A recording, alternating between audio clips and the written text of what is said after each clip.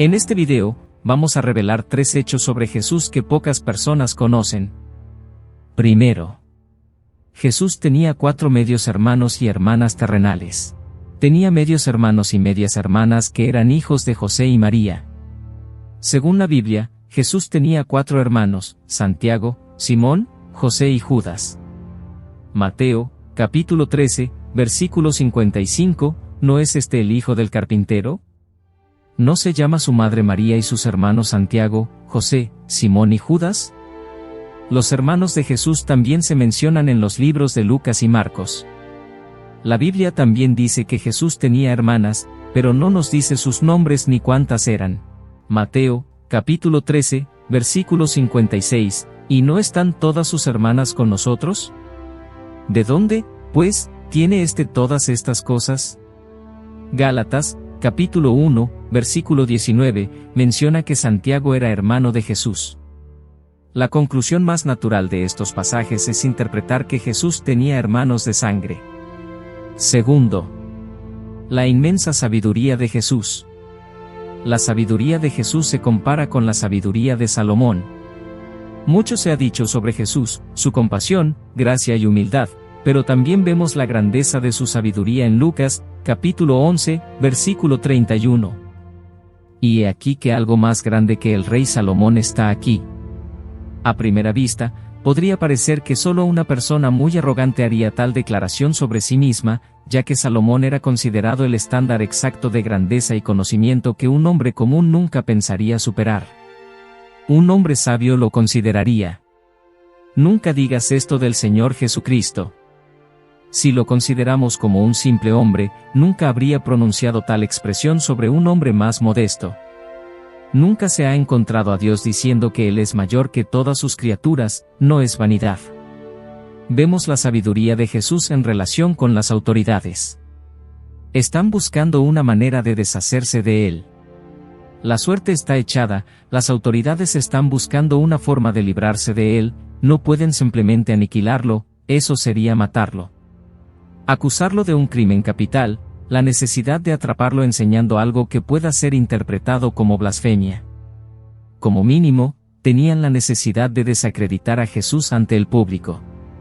Y ese es el motor detrás de su plan para arrestarlo. Los fariseos le hacen una pregunta difícil a Jesús. Mateo, capítulo 22, versículos 15 al 21. Entonces, los fariseos se reunieron y conspiraron juntos, maquinando cómo arrestarlo, distorsionando lo que él dijo. Enviaron a sus discípulos junto con un maestro herodiano. Sabemos que eres sincero en el sentido de que enseñas el camino de Dios con verdad, sin preocuparte por lo que alguien piensa o dice sobre tus enseñanzas, ya que eres imparcial y no buscas el favor de nadie, y tratas a todas las personas de la misma manera, independientemente de su estatus. Entonces, dinos, ¿qué crees que está permitido, según la ley y la tradición judía, pagar impuestos a César o no? Pero Jesús, consciente de su malicia, les preguntó, ¿por qué me están poniendo a prueba, hipócritas? Muéstrenme la moneda que se usa para el impuesto. Le trajeron un denario, equivalente a un día de salario. Jesús les preguntó, ¿de quién es esta imagen y esta inscripción? Le respondieron que era del emperador Tiberio César. Entonces Jesús les dijo, den al César lo que es del César y a Dios lo que es de Dios. Cuando se le cuestionó sobre los impuestos, Jesús enfrentó un dilema.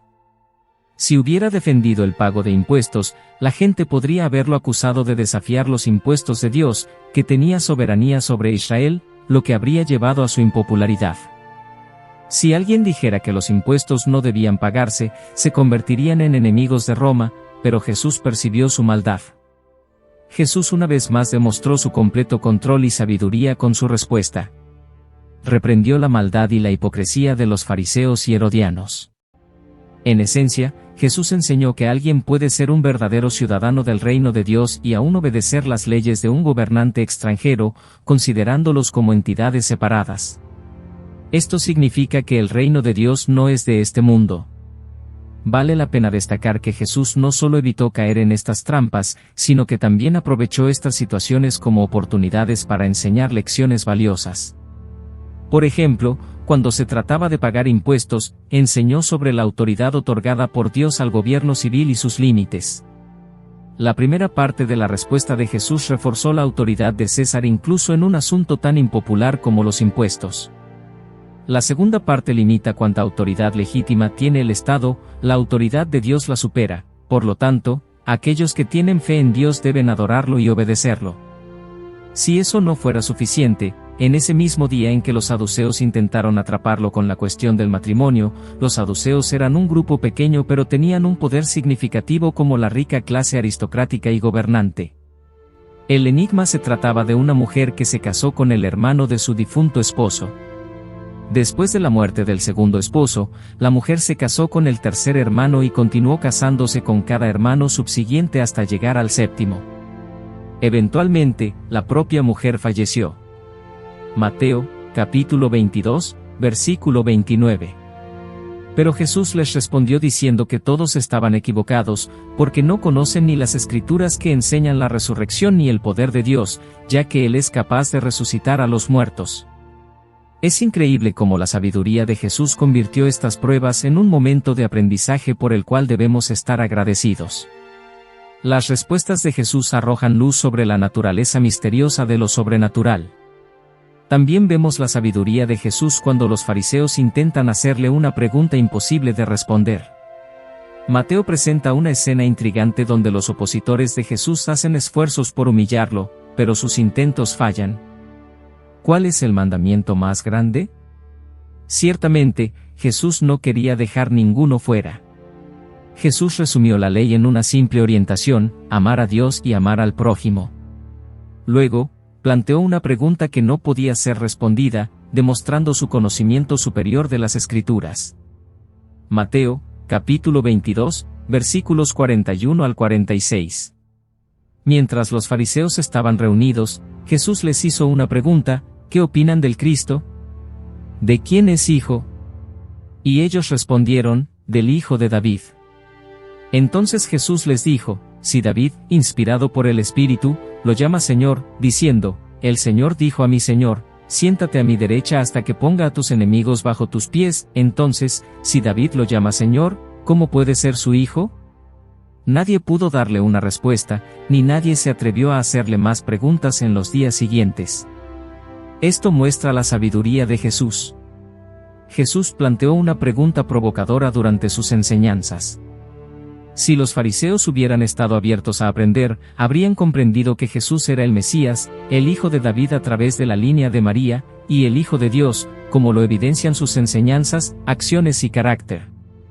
Número 3. El verdadero significado de Cristo no es el apellido de Jesús. Cristo proviene de Christos, una palabra griega que significa el ungido o el elegido. La palabra hebrea que significa lo mismo es Mashiach, o como lo conocemos, Mesías.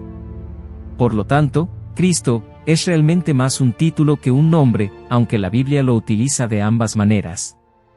Por ejemplo, la Biblia a menudo se refiere a Jesús por su nombre, como Jesucristo, de la misma manera que lo hacemos en el uso moderno. Mateo, capítulo 1, versículo 1.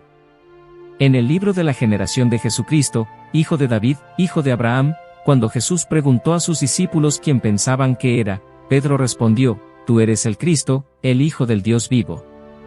Mateo, capítulo 16, versículo 16. Y Simón Pedro respondió y dijo: tú eres el Cristo, el Hijo del Dios vivo. Lucas registra que en una ocasión, cuando Jesús expulsó demonios de personas, los demonios gritaron: tú eres el Cristo, el Hijo de Dios. Y él los reprendió y les hizo callar, porque sabían que él era el Cristo. Lucas, capítulo 4, versículo 41. Entonces Jesucristo combina su nombre, Jesús, con su título, Cristo, lo que significa Jesús el ungido, o Jesús el elegido. Jesús es su nombre humano, anunciado a María por el ángel Gabriel, y Cristo es su título como el Hijo ungido elegido por Dios. El Antiguo Testamento predijo que Dios enviaría un elegido, el Mesías, para salvar al mundo del pecado. Los salmos de David y las profecías de Daniel describieron la obra y la venida del Mesías, a quien Dios enviaría para salvar a su pueblo de sus pecados. Jesús a menudo era llamado, el hijo de José, o, el carpintero, debido a su ascendencia y profesión.